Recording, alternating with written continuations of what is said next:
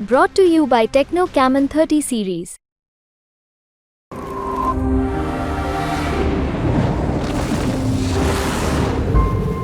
अभी भी मैं नहीं मानने के लिए तैयार हूं कि बीजेपी को बहुमत नहीं आ रही है। 272 टू 300 इसकी काफी संभावनाएं हैं। 300 के ऊपर जाना मैं रूल आउट नहीं करता। बहुत सारे स्लैब्स चल रहे हैं एनडीए की सीटों को लेकर। पहला तो स्लैब खुद बीजेपी ने दिया जब उन्होंने कहा कि अब की बार 400 पार, लगभग 2 महीने पहले जब उन्होंने कहा तो 400 पार का एक नैरेटिव चला। फिर उसके बाद चुनाव पास आते आते पहले फेज की दूसरे फेज की वोटिंग के बाद बात होने लगी कि यार 400 पार तो ठीक है, लेकिन 300 से ऊपर तो लेके आ रहा है एनडीए गठबंधन। एक स्लैब आया कि 272 और 300 के बीच में लेके आएगा, और एक स्लैब आया कि 240 और 272 के बीच में कहीं आके टिक जाएगा। आपको क्या लगता है कहां पे ये ठहरता है आंकड़ा? आंकड़ा नहीं दूंगा। आप मुझे फंसाने की ना कोशिश करें। ये बीजेपी आईटी सेल इसी मौके को ढूंढ रहा है कि कहां राजदीप को फंसाया जाए। लेकिन देखिए, मैं कहूँगा 250 से कम बीजेपी के सीट मुझे नहीं लगता होने हैं। मुझे लगता है 250 के ऊपर आएंगे, बहुत कम चांस है। 250 और 272 के बीच हो सकता है, लेकिन उसके भी चांसेस थोड़े ज़्यादा है कंपेयर टू 2 मंथ्स। लेकिन अभी भी मैं नहीं मानने के लिए तैयार हूं कि बीजेपी को बहुमत नहीं आ रही है। 272 टू 300 इसकी काफ़ी संभावनाएं हैं। 300 के ऊपर जाना मैं रूल आउट नहीं करता।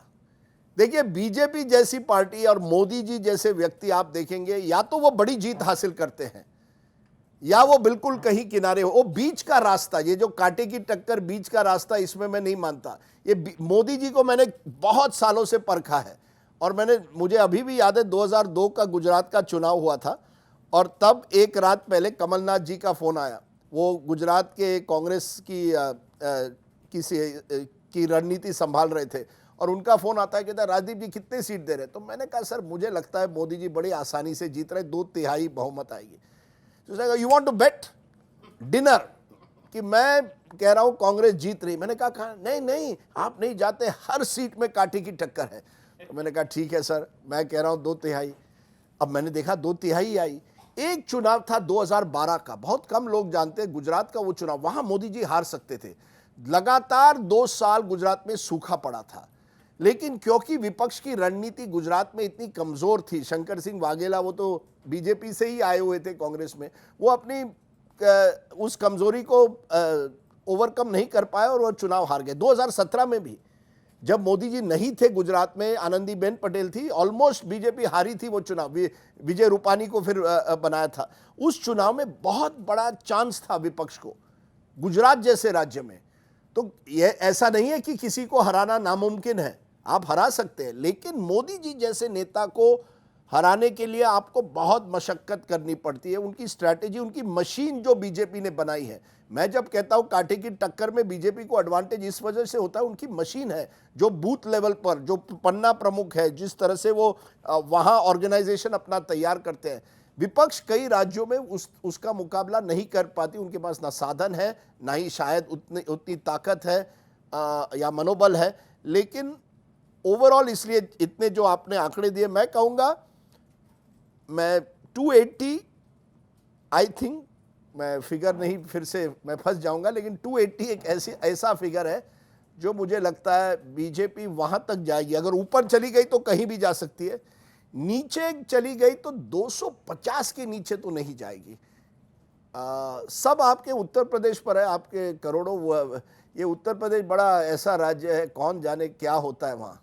और मेरे महाराष्ट्र में बहुत दिनों के बाद लोगों में चर्चा है, मेरे एक मराठी पत्रकारों का ग्रुप है, वहाँ भी बहुत ये चल रही है किसको कि पहली बार मैं देख रहा हूँ महाराष्ट्र में। नॉर्मली ऐसा कभी नहीं होता कि लोग कहते हैं यार या तो 35 आएगी, या विपक्ष को 35 आएगी, या बीजेपी को आएगी। ये जो बड़े विभिन्न अंदाज आ रहे हैं, ये 2 राज्य हैं जो तय करेंगे कि बीजेपी का नंबर कहाँ रहेगा। बाकी राज्यों में मुझे लगता है बीजेपी लगभग 3, 4, 5, 6 सीट हार सकती है। कर्नाटक एक राज्य है जहां शायद 8, 9 भी हार सके। उसके अलावा मुझे कहीं नहीं दिख रहा कि बीजेपी को कहीं इतनी बड़ी हार हो सकती है। एक यूपी मेनली, और कुछ लेवल तक महाराष्ट्र में ये जानिए, पिछली बार बीजेपी 25 सीटें कॉन्टेस्ट की थी, 23 जीती थी, अब 28 सीटें कॉन्टेस्ट कर रही है, ज़्यादा सीटें, तो उतना भी नुकसान नहीं होना चाहिए। विधानसभा में हो सकता है, और ये एक बड़ा फैक्टर है। विधानसभा और लोकसभा में हरियाणा हो, महाराष्ट्र हो, आप देखेंगे अलग अलग सीटें आ सकती है, वहाँ बीजेपी को और मशक्कत शायद करनी पड़े। तो मैं अभी भी कह रहा हूँ कि मैं उनमें नहीं हूँ जो समझता हूँ कि बीजेपी ये चुनाव हार रही है।